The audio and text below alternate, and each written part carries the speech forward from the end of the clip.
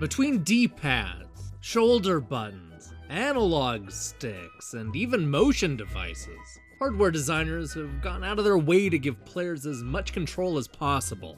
So I find it funny that one of the recent gaming trends is to go in the complete opposite direction and make the characters purposely difficult to handle.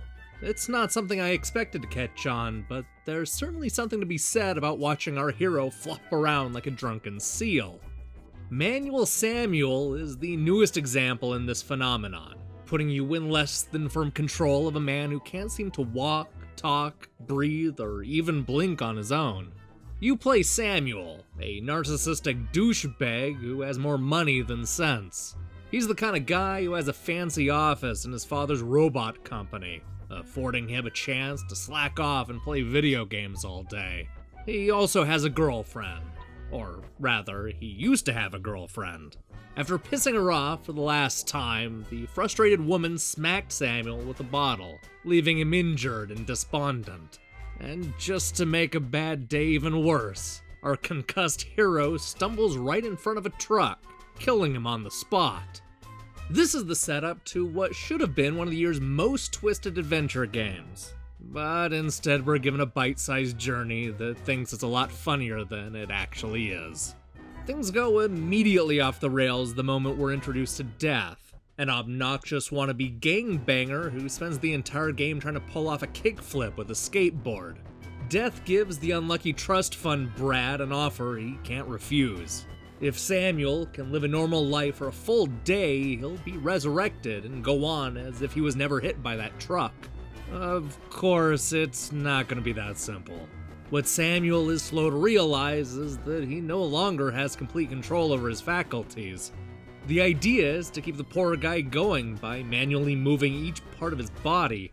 It's not just the walking, which involves alternating between the left and right trigger buttons, but also holding a button to breathe and pushing another to exhale. There's even a button to blink, because the last thing we want is for Samuel's eyes to dry up. This silly scenario allows the developers to toss our hero into a bunch of reckless situations. In one stage, you'll be asked to drive to work using a manual transmission, while another has you transferring highly sensitive toxic chemicals from one room to another. And if that's not enough, Samuel will be tossed into a mech suit where he's forced to protect a kindergarten full of kids from a robot uprising. It's safe to say he's having a bad day. This is the kind of game that lives or dies based on its humor, and I found most of Manual Samuel to be borderline cringeworthy.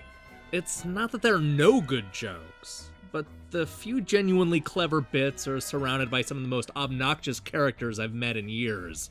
And just when you think they're at their absolute worst, they somehow find new ways to annoy you. My least favorite bit is when Death decides to repeat the same exact phrase every 10 seconds while our hero deals with some of the most frustrating puzzles. When I saw how difficult the game was to control, I expected Manual Samuel to toss me into a lot of sticky situations. And while that did happen, what surprised me the most was how limited these scenarios were. I kept thinking back to Octodad, a similar game where it was nearly impossible to move the out-of-water hero around the stage. But instead of leaving me frustrated, I loved all the chaos that came from swatting the 3D environments with my unruly arms. There's nothing like that in this game, and I suspect the largely non-interactive 2D stages are to blame. These problems don't subside over time, but rather get progressively worse as the brief story unfolds. When the action stages aren't going on for far too long, they're plagued with cheap hits and repetitive enemies. It all culminates into one of the worst boss fights of the year, which involves little more than trial and error memorization. And much like Death earlier in the game, the boss has a bad habit of repeating the same line until you can't take it anymore and have to mute everything. Manual Samuel has one of those promising setups that could never fail, but never say never, because Curve's newest game bungles the killer conceit every step of the way.